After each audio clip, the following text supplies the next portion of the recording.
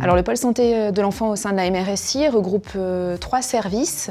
Le réseau Naître et Devenir, qui est un réseau de suivi des enfants prématurés de 0 à 7 ans. L'idée, c'est un suivi régulier de ces enfants par des médecins hospitaliers et en ville pour surveiller le développement des enfants. Les équipes de REPOP 38, qui est un réseau de prévention et prise en charge de l'obésité pédiatrique, qui s'adresse aux enfants de 0 à 18 ans, domiciliés en Isère, et accompagnés pour ça par des médecins qui s'engagent dans les parcours, des diététiciens, des psychologues et au moyen notamment de séances d'activité physique. C'est un parcours qui dure 2 années. Et on a aussi dans ce pôle de santé de l'enfant l'équipe de la plateforme Anaïs qui coporte avec le centre hospitalier Alpes-Isère la PCO Isère, qui sont 2 dispositifs qui accompagnent les enfants porteurs de troubles du neurodéveloppement et en situation de handicap pour la mise en place des soins nécessaires avec les soignants de proximité.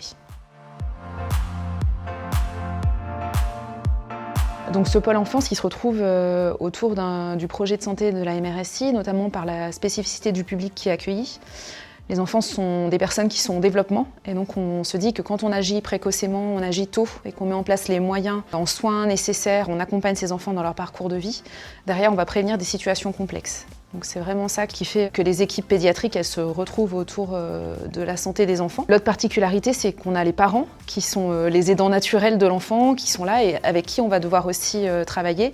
C'est eux qui observent leur enfant, c'est eux qui s'inquiètent, c'est eux qu'on va pouvoir guider dans le parcours qui est parfois très complexe avec des interlocuteurs très différents, la santé, l'éducation nationale, la MDPH, voilà, tous ces acteurs qui travaillent chacun dans leur coin sur une particularité du parcours de vie de l'enfant.